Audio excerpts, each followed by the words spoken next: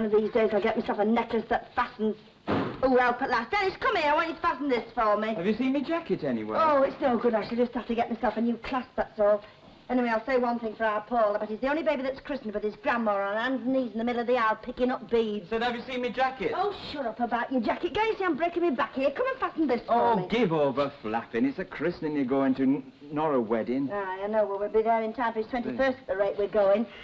Are you ready? Well, I would be if I could find me jacket. Well, where did you put it? Where have I put it? I wouldn't be asking where it were if I knew where I put it now, would I? I'd go and get it, wouldn't I? Honest, for all the attention I get round here, I might as well stop in bed. I'm only the godfather. Well, where did you leave it? Oh, I don't know. Well, don't blame me. I don't wear your flaming jacket, you know.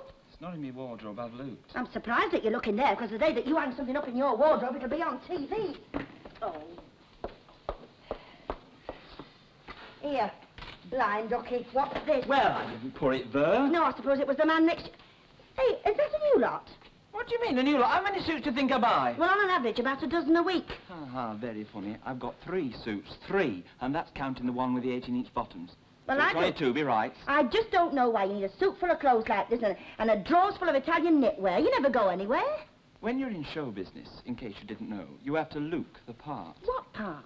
Like you're in show business. Well, you don't see Frankie Vaughan walking around with your shirt hanging out now, do you? No, I can't recollect that I ever have. Right, then. Are you going in that, the christening? What do you mean, smart bit of gear is this? Well, he's the only godfather I've ever seen in gold thread in his suit. Oh, come off it. They all wear them. Oh, godfathers? No, in show business. Oh, I see. Hey, do you know at the club the other night? No. Lenny Phillips. That you? Lenny Phillips. Oh, good for him. You've never heard of him, have you? My mother's never heard of Lenny Phillips. That's good, that is. That's the best yet. Well, I'm very sorry, but I'm not going to stick my head in the gas oven because I've never heard of Lenny, whatever his name is. Luke, you've heard of Otto Preminger, haven't you? Yeah. And you've heard of Walt Disney, haven't you? Yeah. Well, Lenny Phillips. Oh, I see. Well, now we know where we are. Lenny Phillips, Mother, is only the biggest theatrical agent in the North, and he were only at our club the other night, talent spotting. That's why I have to dress good. Has it sunk in yet? I'm very sorry I spoke. Yeah, what's this? That's mine. Get off, get off. Ricky Dennis, Mr. Show Business, telephone. Hey, since when have you had a telephone number? If you're having a business card, you have to have a phone number. Well, what do you want a business card? Don't tell me, let me guess. When you're in show business. Well, you do. All right, then where'd you get this telephone number from? Did you make it up or something? No, I ain't made it up or something. If that looked good, that'd be, wouldn't it? It's Rovers return number. Rovers return? You can't go around swiping telephone numbers like that. What would Mr. Walker say? I don't know yet. What? It's all right. Don't get your hair off. He won't mind. I'll tell him. I'll shoot Billy, and he said it'd be all right. Dennis Tanner. Ricky, Dennis Tanner, I know there isn't a cat in hell's chance of you being saved from the devil, but would you please get ready for church? I'm very sorry Perry Como won't be there, or any of your other friends in show business, but your nephew's getting christened. Thank you.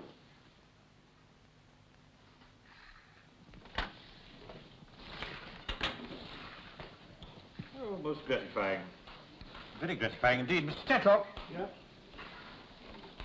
As your appointed auditor, I'm very happy to advise you that your truly yeoman work in organising the Jumble sale has been richly rewarded. I'm pleased to hear that, Mr. Swindley. So we've done all right, have we? We have indeed a most successful and satisfying effort from all concerned. Did you hear that, Nancy? I didn't know. Shows you what a difference it makes when you get a couple of old heads on the job. Yes, indeed. Good morning, Mrs. Sharples. Good morning. I suppose you haven't come to lend a helping hand? Right, first time. What are you up to in here? I should have thought it was perfectly obvious. Mr. Tetlock and Mrs. Leathers very kindly volunteered to clean up the hall after the Jumble sale, and I'm counting the takings. Oh, yeah, are you? I see you've given yourself a sitting-down job. Sitting there like Queen Bee while you have 2 old-age pensioners with hearts of gold doing the donkey work. You're looking pale, Mrs. Leathers. They made you do a lot of lifting. Hey, no, I'm all right, Mrs. Sharples. Don't worry. As a matter of fact, Mrs. Sharples, me and Nancy here offered to do the cleaning, and Mr. Swindley agreed. Agreed. So wonder he didn't faint with relief. Mention hard work to some folk and they break out in a rash. Now, Mrs. Oh, I can just see you sitting there like Mammon in his temple, running your hands through your ill-gotten gains while 2 helpless Now, souls... look, Mrs. Sharples, I've already told you that me and Nancy are willing to muck in. And we've still got a bit of gold left in us yet. Oh, I suppose that's why Dr. Graham gets writers can't making prescriptions out for you every week. You don't need to tell me, Mr. Dudley, I know this fella only too well. If it's only to keep the peace of the Sabbath, I will volunteer to clean the rest of the hall myself while my 2 good friends count the takings. Oh, I'm much better off at the cleaning, Mr. Swindley. I never were any good at reckoning up. Oh, don't you worry about that at all, Mrs. Leathers. I insist. Oh. Please. Now, Mrs. Sharples, who seems to have our welfare at heart, perhaps care to roll up her sleeves and help. Well, I roll up my sleeves, you'll be the first to duck me, lad, so don't you come the great I am with me. I've done my whack for this jumble sale, dishing out pock and park into the ravaging hungry hordes of Coronation Street, and by gum can they shift it. So wanted to me not all lying dead in their beds with bellies like beach balls. I put in enough hard labour on that refreshment stall to feed a tribe of starving elephants. I see. So that's your attitude. It's quite obvious you don't want to help. Oh, it's not a question of not wanting to. I'd be only too happy. It just so happens I've got something else to do. Oh, well, if you can think of something better to do than helping the mission and the church, I won't argue with you. Well, I'm very glad to hear you say so, because that's just where I'm going. Where? Church. Oh. There are some folk, you know, Leonard Swindley, as go to church and keep their big traps shut. And there's some as makes a great big din about going and doesn't. Well, I'm one as does. I suppose if you're devout and worship it's in your blood, and I'm just made that way, I can't help it. It's just my nature to be pious, and just you be careful with that feather duster, it's mine. Mrs. Sharples, you wouldn't by any chance be going to church to see Mrs. Chevesky's lad christened, would you? Well, I dare say I might give it a glance. You can't be mean, can you? I mean, not like some folk putting up their fur coat for raffling so they can win it back again. Mentioning no names, you can't put it down to that lad, can you, just because his grandma's Elsie Tanner. Mrs. Sharples, may I remind you that even you are no exception to the commandment, love thy neighbour. Oh, you know to go telling me, Leonard Swindley. I've always gone out of my way to regard my fellow sufferers with a heart of trust and a soul that's pure. And I'd count that money again if I were you. Swindley by name, Swindley by nature. Come on. Do you think it looks all right? What, John? The table, do you think there'll be enough to eat? Of course, Dave. It looks very nice. Well, our Dennis is coming. You know what he's like when he gets stuck in. Oh, do you have to clean your shoes on a chair? Well, I have to clean my shoes somewhere. Oh, it's a shame we've got an out-in, isn't it? Looks like a kid's party with nothing to drink. Well, that's what it is, isn't it? Who's still underage, you know? Don't worry your head about drinks. There will be plenty for everybody. Oh, way up Mr. Moneybags here. What we're going to give him them, dandelion and burdock? Shut your eyes. What you doing? Wait and see. Oh, I haven't stopped playing the go. We're in a hurry in case you didn't know. All right, you can open them now. Oh, I don't know who's the bigger baby, you or I. Hey, what is it? Well, what does it look like? A crate of beer and a bottle of best sherry. Now, what do you say to that, Mrs. Chevesky? I think it's a blooming miracle. What have you done, raided the Rovers? I have not. Mr. Walker gave it to me. He didn't. He did? For nothing. Of course for nothing. It's a present for a christening party. Oh, he is a grand chap, Jack Walker. I'm glad we had him as a godfather. Well, he saved my life, I'm not kidding. Oh, I wouldn't have known what to do when it come to wet the baby's head. To what? Oh, not properly, you soft gorp. Drink his health. Oh, drink his health. Oh. Well, listen, I'll bring Paul in. You keep an eye on him while I finish getting dressed. Oh, smash it. Well, what'll I do if he cries? When? In the church. Well, I won't know where to put myself. My Paul won't cry. He's a big boy now. If I tell him, he'll be as good as gold. You'll see. Right, you give him the orders and I'll bring him in. Never knows what sort of mess he's got himself into out there.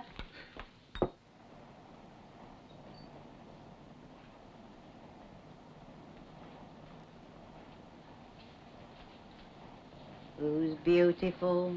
Who's a great big man, eh?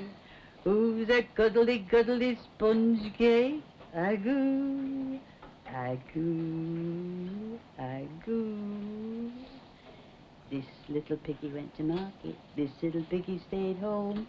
This little piggy had roast beef. This little piggy had none. This little piggy said, all the way home. Agoo, agoo. Go. Say hello, Auntie Ena. Hello, Auntie Ena. Go on. Say hello, Auntie Ena. Hey-o, Auntie Ena. Oh, so you're back, are you? What's this child doing out here? Learning to say hello, Auntie Ena, by the sound of it. This baby lying out here, blue with cold, sucking up germs like a vacuum cleaner. He could have been knocking back black and tans in the Rovers' return for all you knew. Oh, I don't somehow think so, Mrs. Sharples. Oh, it'd be a merciful blessed if he'd been kidnapped while his mother, as she calls herself, sticks him outside all day like an empty milk bottle. Suffer little children to come unto you, Mrs. Chevesky, and his nappy wants changing. Well, he likes being outside, as a matter of fact, and wants to know what's going on. You're dead nosy, aren't you? Anyway, he's only getting a bit of fresh air. Fresh air? In this street? You know why he's not crying, don't you?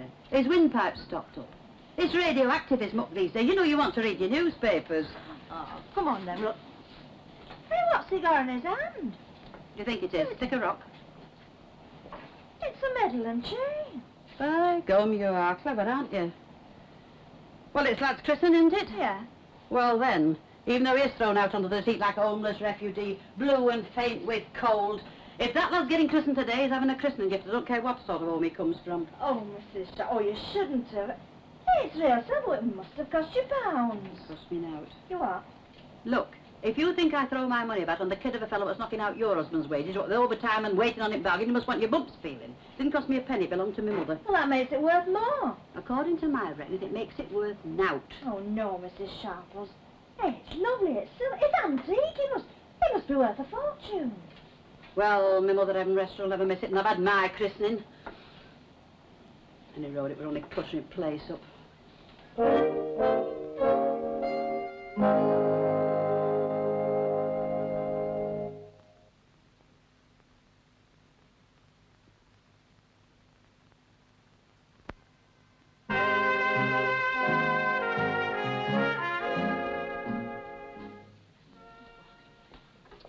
Oh, it's a pity Mrs. Walker couldn't have stopped. Ah, she's probably glad to get back to the peace and quiet of the Rovers returned.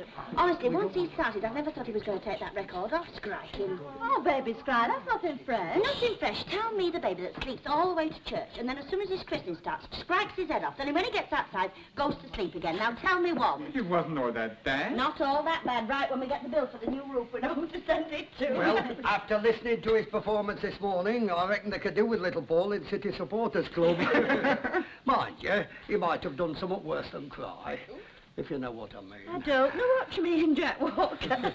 Anyway, I never heard the word the vicar said, but it's striking like that. Well, he was just a bit excited, that's all. Well, whatever for? He didn't know what was going on. Well, Paul, I'll have you know he knows every word you say to him. Oh, does he? Well, he doesn't understand what shut up or I'll lamb you on means for a start. Because if I said it once, I said it at least 15 times. Oh, I think he was just showing off, Elsie. He knew he was the centre of attraction, so he was making the most of it. Oh, I don't know so much about that. Our Dennis wasn't doing too bad. He looked like he'd won a gold clock or something. Where's our Dennis, by the way? He's gone to Mr. Sharples. He's gone where? He's gone to Ena Sharples. What for? To get her. I only know what you're babbling about. He was went to fetch Mrs. Sharples round. Well, that does it. I'm going now to see the TV. Oh, Good man, don't be afternoon. so daft. I had to ask her. I couldn't be so mean. You saw what you gave Paul. Well, it doesn't make any difference. She's probably still paying for it on the instalment plan. You don't get silver medals on tick. It's very kind of her. Very kind of her. If old Nick had have given him a present, he'd have been asked round for a cup of tea, I dare say. Oh. What are you making tea for? For drinking. But we have empty bottles. We don't need tea. Listen, if I want a cup of tea, I'll have a cup of tea. Hey, Chris, do you want a cup of tea? Oh, I will if it's made. Hey, do you know, that's one thing I didn't like about the hotel we stayed at. The tea was lousy. Mr. Walker, Well, I'll have a bottle of beer if you don't mind, Linda. do you want one? No, thanks. I've appeared with Mr. Walker. Oh, thank you. And I'll have a sherry with Elsie, if you don't mind. I can get a cup of tea at home. Do you mind if I open this? No, get on. I hate to see people suffer. Besides, we've got enough there to last us while Christmas. Hey, not if Ena Sharples is coming, you haven't. Oh, what do you mean? Oh, you know she can put back more than anybody else. Yeah, especially if she's not paying. I'll tell you something, free of charge. I know it's not my party, and I know it's not my sherry, and I know it's not my house. But Ena Sharples is not having more than one glass of sherry. If she does, it's over my dead body. If she's thirsty, she can suck tea. I'll tell you what, Elsie. I'd just like to bet you.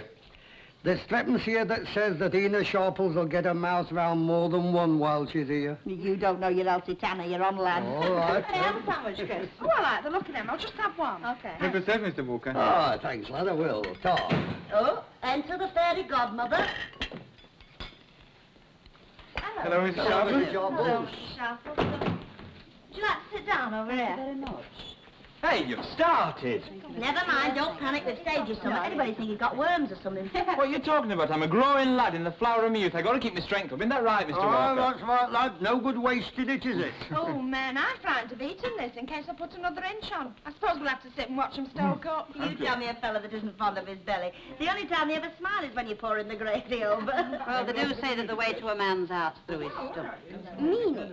Meaning that if a girl knows her cookery books, it's odds on she'll hang on to a man, isn't it? Were you hinting at anything, Mrs. Sharples? Me? Oh, no, not on a Sunday I wouldn't. Because have a sandwich, Mrs. Sharples. Oh, I won't say no. What's in it?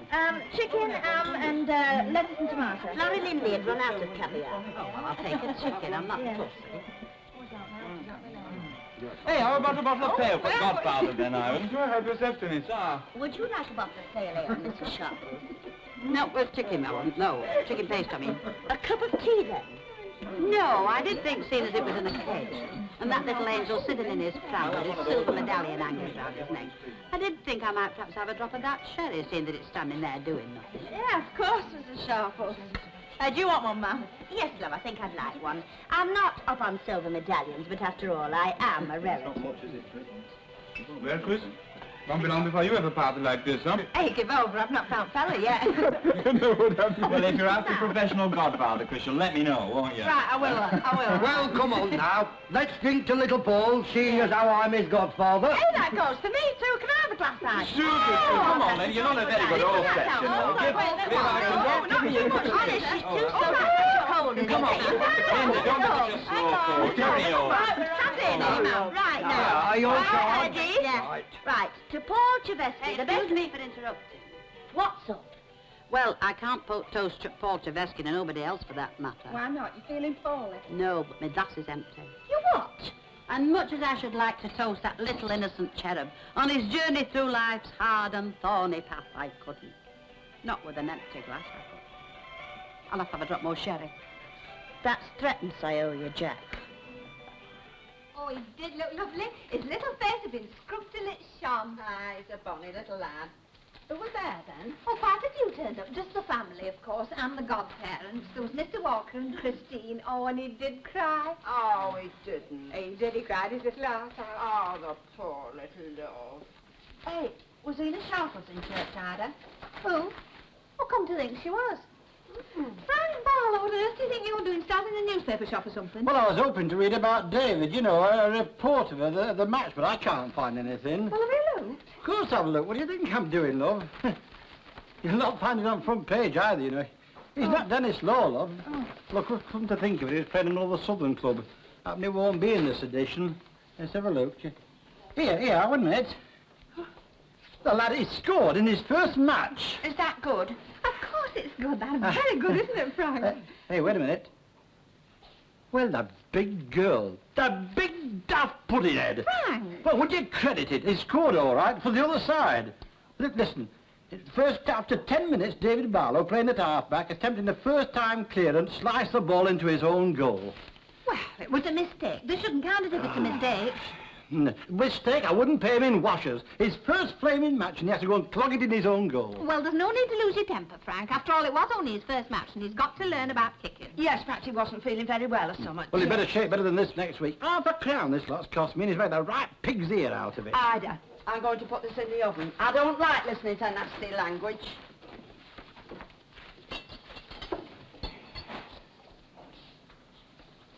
I say, Frank, Yes, love? there's something I want to tell you. Aye, what is it, love? Well, you know how you've always been on at me to pack up work? Aye. Well, if it's all right with you, I mean, what with our David getting a good wage now, and our Ken just about settled in a job, and now that Mother's stopping... You're going to take a bit of notice of me. Well, I was thinking about stopping at home. If you think we can manage. Of course we can manage, love. Don't you worry about that. You don't mind, then? Of course I don't mind. I'm thrilled to bits, and you know it. Oh, well, I thought I'd ask you before I told Mother. You see, she might think it's on account of her. And it's all right, then? Of course it's all right. You know, when we were courting, love, I used to tell you, you wouldn't have to work all your life. Well, it's only taken us 25 years.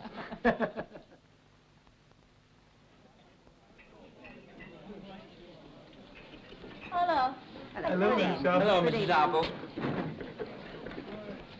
Right, we having another? Oh, shut up, you sound just like her. I thought you were going to work or something. Aye, I'm going. When? Now. Oh, if this is the way you dash off to work, I'd love to see you when you get there. Oh, give over grumbling, I'll get there. It's a good job young Lowrie volunteered to babysit. Otherwise the job might have fallen to you, Dennis. Oh, I can just see that. Me, stopping off work, running up and down dancers, changing nappies all night. I don't think you're going to work, aren't you? Aye, I better show willing. The show must go on. Oh, isn't it awful? What? When you're a cloakroom attendant and you think you're Mr. Show Business, 1961. Hey. Oh, yes, I was invited in specially to have a sherry. Not that I wanted one. I must say I can't see why an holy christening should be made an excuse for sloshing bottles of drink around. But then I hadn't much choice in the matter. Oh, I think you were very honoured to be invited, Ena. Well, she did give a present, Minnie. Fair's fair. Oh, yes, I know, Martha. I wasn't begrudging her anything. I should hope Not indeed. Did the baby look nice, Ena? Oh, I should think it was lovely. Were you there? No, Ena. Well, then just keep your mouth shut and let somebody else get a word in. Oh, it was all beautiful. All the service.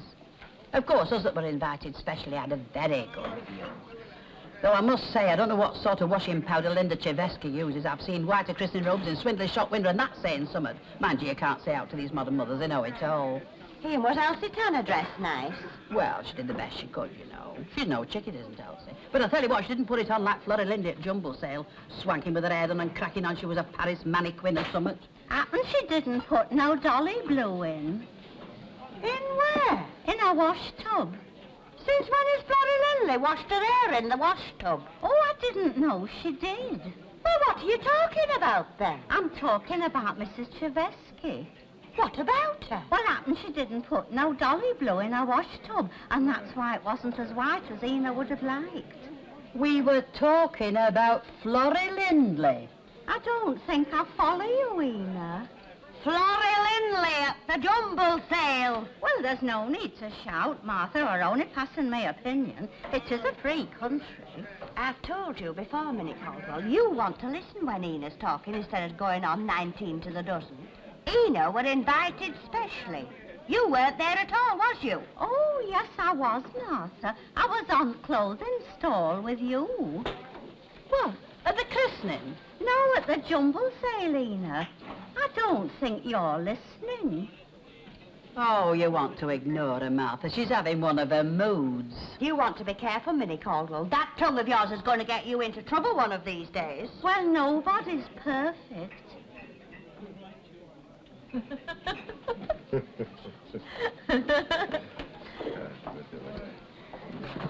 I don't know, anyone would think I had B.O. or something.